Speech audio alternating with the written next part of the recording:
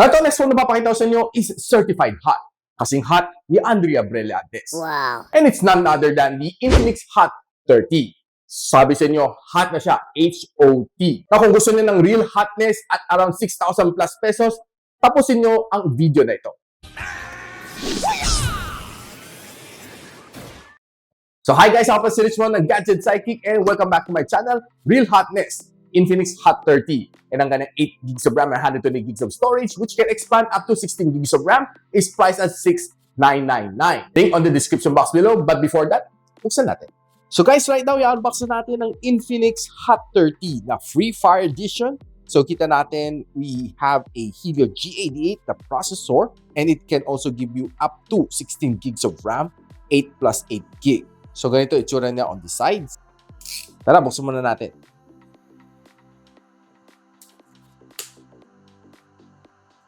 So pag hinila natin, kita natin the original packaging ni Hot 30. Okay. So here we go. So this is the INFINIX Hot 30 with a Helio G88 na processor. So ang color na meron natin dito is the Sonic White, and wow, look at that. Imagine, no, itong mga linyang to, no, parang Sonic, no. Remember Sonic the Hedgehog? Ang ganda ng kanyang pagka-white dito sa likod. So it's definitely cool.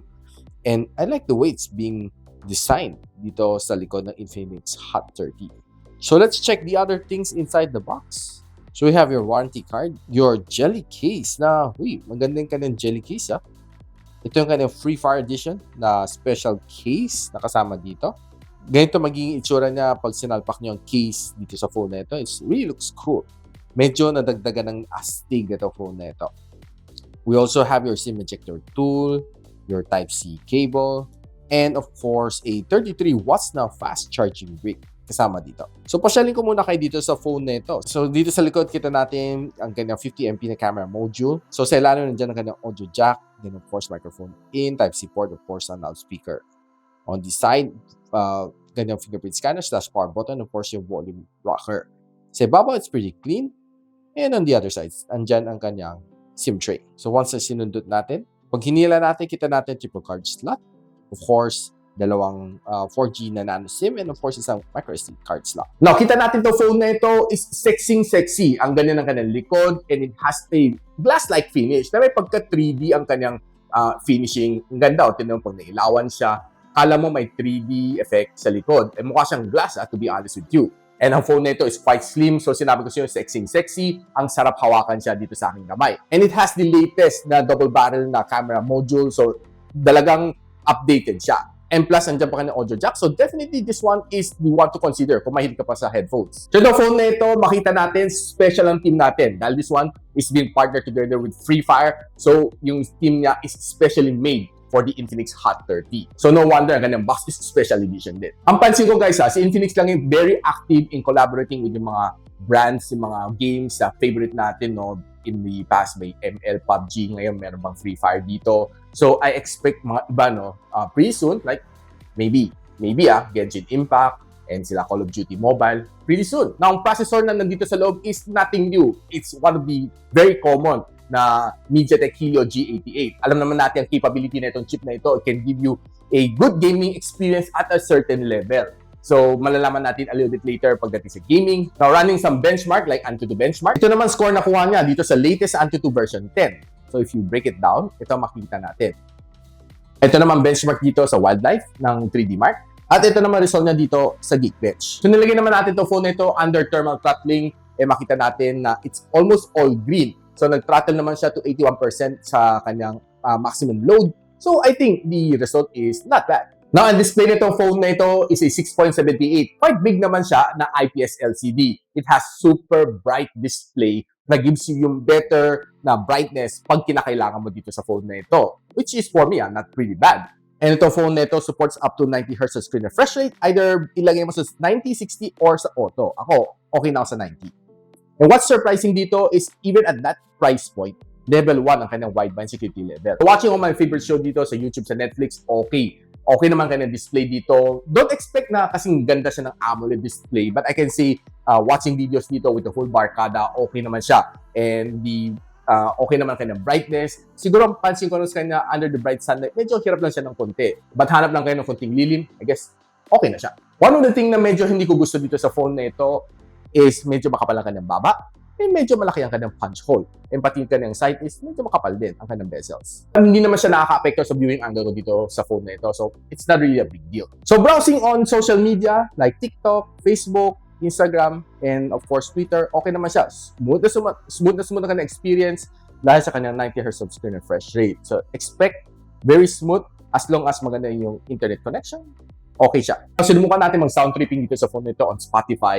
And pansin natin na this one only has one loudspeaker speaker dito sa ilalim. And wala siyang loudspeaker dito sa ibabaw. So, listening to music dito on loudspeaker, medyo mabibiting ka talaga ng konti. Well, hindi naman siya sobrang lakas. Yung katamtaman lang. But if time na gusto mong mag-jamming together with the whole barkada, like 4-5-6 kayo magkakasama, medyo mabibiting ka dito. So, either connect to a Bluetooth na speaker or you use something attachment. Kung gusto mong sarili mo, use a wired na headphone since meron pa naman siya audio jack or wireless na TWS. Now, another thing na gusto ko dito sa phone na ito is mabilis naman ang kanyang charging at its price point.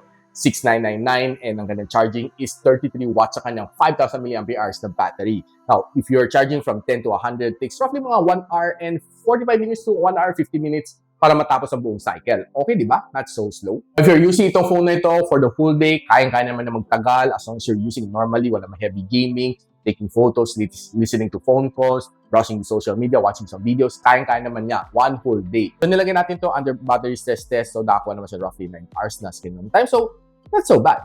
So, phone na ito pala guys has 3 colors. Surfing green, Sonic white, and of course, racing black. Hawag natin dito is the Sonic white. And don't forget guys, itong Infinix Hot 30 na series, meron siya dalawang kapatid pa, Hot 30i and Hot 30 Play na pwede na makita on the description below. So guys, try natin maglaro ng dalawang game dito. So maglaro tayo ng ML and Call of Duty Mobile dito sa phone na ito. And ito mga settings na nakuha natin on both respective games sa kanyang maximum settings. Pagdating naman sa Call of Duty Mobile, okay, I can say okay naman kanyang graphics, nilagay naman natin, sinagad naman natin siya, nilaro natin siya for roughly mga 1 oras. Now, for the first 50 minutes, okay naman siya. After 30 minutes, okay pa rin naman siya. And after 1 hour, I don't feel any slowing down naman dito sa phone na ito. And the maximum na init na nakuha ko dito is around mga 39 degrees Celsius sa likod. So, pretty much fair for a budget phone like this. Gameplay is okay. Touch response is okay. Hindi naman yung sobrang responsive. Okay lang naman siya. I wouldn't say na yung super duper responsive like yung mga gaming phones. But okay naman siya for me. So, since malaki naman kanyang screen, maganda yung viewing angle. So, killing air enemy is quite okay. But of course, I would really highly suggest na lagyan nyo ng headphones or Bluetooth na TWS para mas ma-enhance yung enjoyment dito sa game na ito. Kasi medyo mabibiting ka nga talaga sa kanyang loudspeaker. Pagdating sa ML, sa all high settings, okay naman siya. Wala naman na feel na frame drops dito sa kanya along the way. Smooth naman ang kanyang gameplay. And I can say na pagdating naman sa heavy battle naman siya, heavy battle na scenes, I can say na wala akong na-feel na lag. Siguro meron sobrang minimal lang. Wala akong masyadong napapansin dito sa kanya. Dahil siguro yung kanyang 16 gigs of RAM did help dito sa game na ito. Itong phone na ito is running XOS na version 12 inside Android version 13. And dahil meron siyang memory fusion, so 8 gigs of RAM, kaya mo gawin 16, another 8. Now, pagdating naman sa camera, meron siyang 50 MP na rear camera sensor together with 0.08 na depth sensor. Ang main camera sensor is made by INFINIX, ang kanyang sensor. And this one can shoot up to 2K and 30 FPS. And ang sa harap naman niya is a 8 MP na front-facing camera which can shoot also up to 2K and 30 FPS. Even better than Xiaomi, ang kanyang flagship camera can only shoot up to 1080p and 30. Ooh. Now, nilabas ko naman tong phone na ito, taking some plant shots dito sa labas, and I can say pretty decent naman ang kanyang mga shots. I wouldn't say na sobrang nice, but I can say average siya. It's giving me some decent shots, being on mga tall building shots, or giving me mga sky shots, or mga plant shots. Okay, it was able to give me some pictures na very much Instagrammable, pwede ko post sa Facebook, ipagmalaki sa aking mga kaibigan. Pagdating naman sa indoor, low light, equally good naman siya. There are times na medyo madilim siya, but most of them naman, okay naman mga shots na nakuha ko, be it food shot or apparel shot, kayang-kaya naman niya mag-handle. Now, pagdating sa front-facing camera, when you're taking in shots from the outdoors na may magandang lighting, okay ang mga shots na ito. But when you're going indoors na medyo low light, medyo madilim nga lang ang pictures niya. So, medyo hirap siya mag-adjust pagdating sa low light condition. Silipin natin some videos na nakuha natin using the front and rear camera at 2K 30 FPS. So guys, this is the Infinix Hot 30. Right now I'm recording using the front-facing camera at 2K and 30 FPS. And this is the video resolution you'll be getting if you're vlogging using this phone or just simply using it for video chat or video conferencing. This is what you get. And by the way, the audio is recording using the default microphone. What do you think? So guys, this is the Infinix Hot 30 and this is the resolution you'll be getting if you're vlogging using this phone indoors. And I can say pretty much decent and just using my bare hand to take it out. And of course, the sound is using the default mic.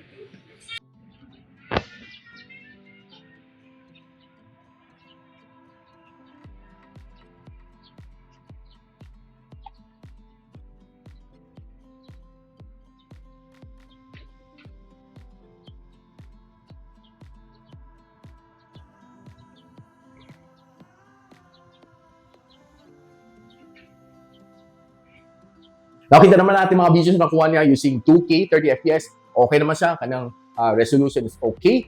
Not the best, but I can see na pagdating sa price point nito, okay, not bad na siya. But it's a little bit more jittery kasi wala siyang image stabilizer. So expect na you might need a gimbal na mga mumuray ng gimbal or mga tripod just to make it more stable na hindi siya masyadong patagtag. Now guys, anong masasabi ko dito sa hot na phone ni Infinix, which is the Infinix Hot 30. Now ito phone for me is geared toward the mga people that medyo budget conscious, that want a nice looking phone, having a decent camera, as well as meron siyang good casual gaming experience. Now kung naghahanap ka ng medyo heavy gaming phone from Infinix, recommend ko sa inyo kunin nyo ang Infinix Note 30 5G. Guys, the phone na ito once again is priced at $6,999. I'll be linking on the description box below. If you like this video, don't forget to like, subscribe, and of course, hit that bell icon para di naman miss all future uploads here from my channel.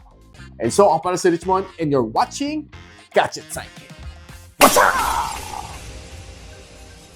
Like and subscribe to my channel. Don't forget to hit that notification bell. For one of my latest uploads, click the dito. And for one of my popular uploads, click here.